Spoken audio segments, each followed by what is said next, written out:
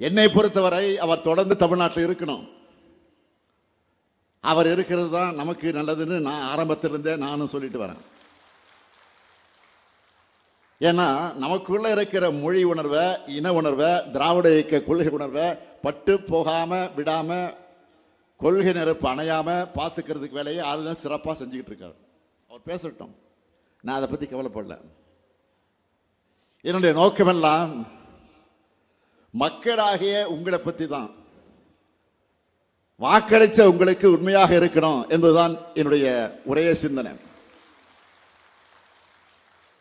இந்த 2 வாரங்களுக்குள்ள 3 முக்கியமான திட்டங்களை தொடங்கி வச்சிருக்கிறேன். உங்களுடன் ஸ்டாலின், நலம் காக்கும் ஸ்டாலின், தாயுமானவர் திட்டம். இந்த திட்டங்களை பற்றி நான் அதிகம் விவரிக்க தேவையில்லை. ஏனென்றால் பயன்பெற்று வரக்கூடிய நீங்களே அந்த திட்டங்களுக்கு தூதுவராக மாறிட்டீங்க. இப்போ